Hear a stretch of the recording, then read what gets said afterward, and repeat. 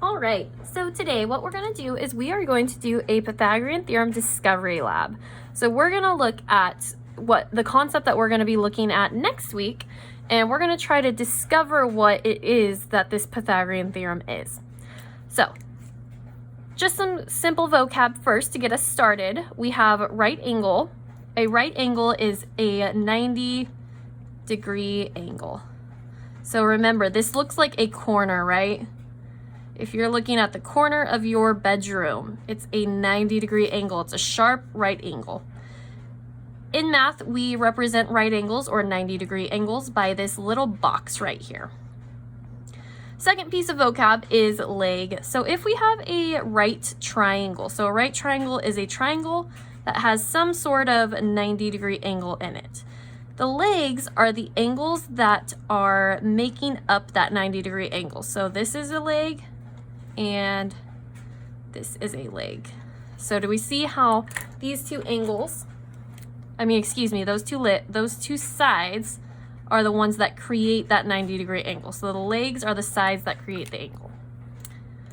And we also have our hypotenuse. So again, if we have a 90-degree angle, and in that 90-degree angle we make a 90-degree triangle, the hypotenuse is the leg that's exactly opposite that 90-degree angle. So if I draw an arrow coming out of my 90-degree angle, that arrow is going to point to my hypotenuse.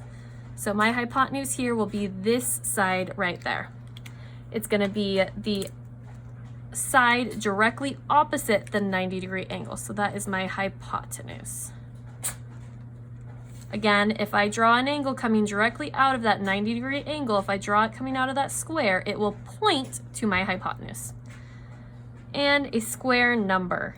So a square number would be any number. If I take any number and I square it, so 1 squared, remember 1 squared just means 1 times itself. 1 times 1 is 1. 1 is a square number.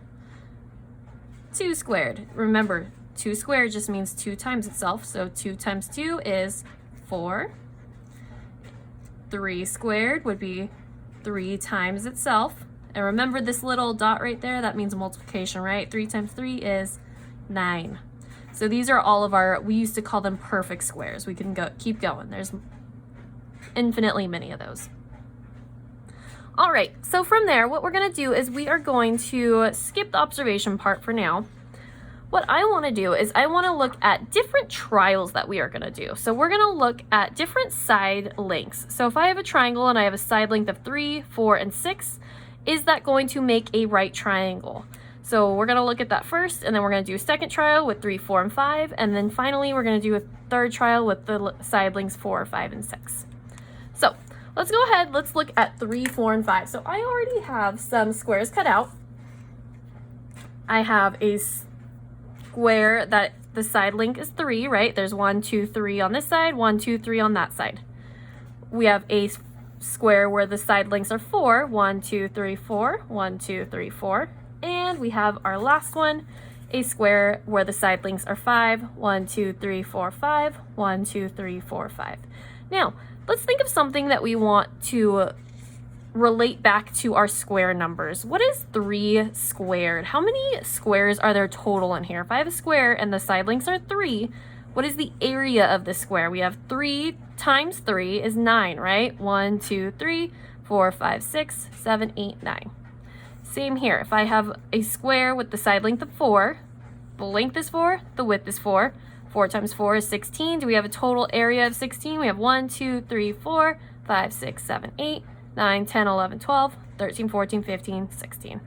And same with our 5. 5 times 5 is 25. If we were to count all of these squares, there would be 25 squares inside. So we have our side lengths 3, 4, and, we should be doing 6. 6.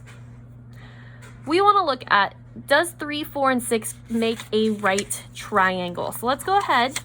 Let's take a look at our Pythagorean theorem work mat. So our 2 legs are the 2 sides that are creating the right angle, and our hypotenuse is the one, if I were to draw an arrow coming out of that right angle, it will point to my hypotenuse. So what we're going to do is we're just going to take these squares and we're going to try lining them up and see if it works. So let's go ahead, let's just put our 4 here, our 3 here, and our 6 here on the hypotenuse. What we're looking for is, does this line up directly? Does the corner of this line up with the corner of that, and the corner of this line up with the corner of that? Let's go ahead and line up one of them, so we'll line up those two corners. Does this corner line up with that one? Since it does not line up, that means that this does not make a perfect right triangle. So this would not be a right triangle, because see how this doesn't line up exactly? Let's go ahead, let's try a different, let's actually mark that down on our trials page. So what combinations made a right triangle, what combinations did not? So we said legs of 3, 4, and hypotenuse of 6 did not, right? That was our first trial. What if we try switching out one of these? Maybe let's do 3 and 6 as our 2 legs.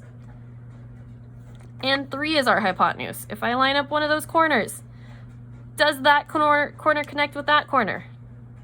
No, it doesn't. So 4 and 6 as our legs. So legs of 4 and 6. And a hypotenuse of 3 also does not work. So let's go ahead, let's try our last combination. So let's do 3 as a leg, 6 as a leg, and then 4 as a hypotenuse. Again, if we line up that corner right there, does this corner line up with that corner?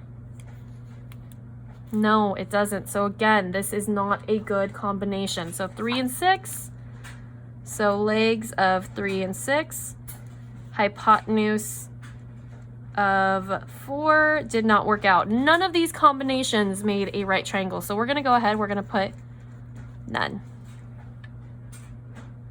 Now let's go to our second trial, 3, 4, and 5. So let's get rid of the 6. We'll bring in 3, 4, and 5.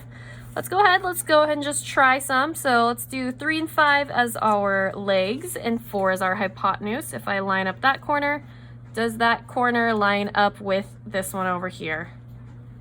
No, it doesn't, right? So 3 and 5 as legs do not work with the hypotenuse of 4.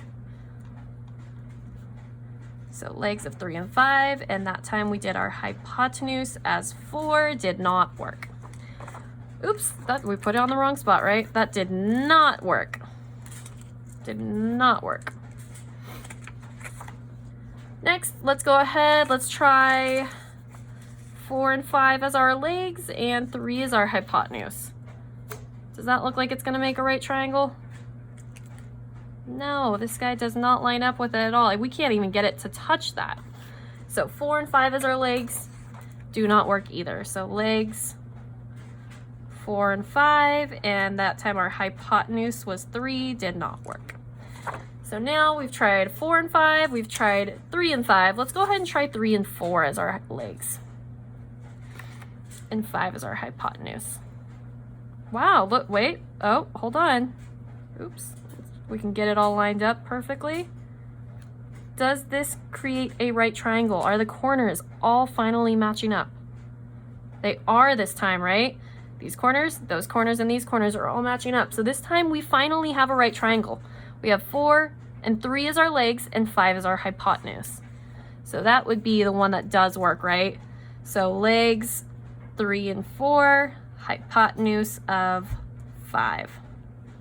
That's our first one that actually works, remember? Because this guy should be down here. That was my mistake, sorry. We're not even going to try this one.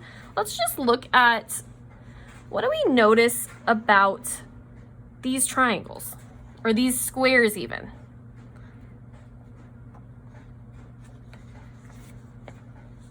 So we have how many boxes do we have here? We said 4 squared, right? 4 is our length, 4 is our width.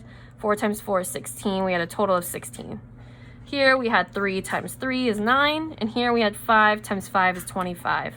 So let's go ahead, let's write that down. So we have 16 total area here, right?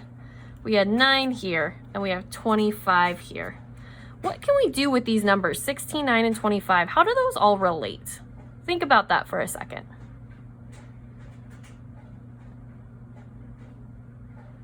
what if I added these two? What if I added all of the squares and the 2 legs? So in total, I have 16 here and I have 9 here. If I add these two together, the 2 legs, 16 plus 9, I'm going to come up with, 25. Isn't that how many squares we have here? So if we add the square of the leg plus the square of the other leg, we are going to get the square of the hypotenuse. So Pythagorean theorem. What we are going to learn next week says that if we take, let's call this one A, let's call this one B, and let's call this hypotenuse C. If we take A, square it, so that would be 4, right? We squared that to get the 16, plus our B, our 3, we squared that to get 3 times 3 is 9. If we add those two together, 16 plus 9, we got 25, which was equal to our C squared, right? Our 5 squared. So this right here is going to be our Pythagorean theorem that we are going to take a look at next week. Don't worry so much about it right now. This was just some sort of like a discovery so that we know what it actually means. If we're looking at the lengths, how we can relate that to the squares. This is a square, it's not just a side length, right? How we can actually relate that to the squares and how that in turn creates our Pythagorean theorem.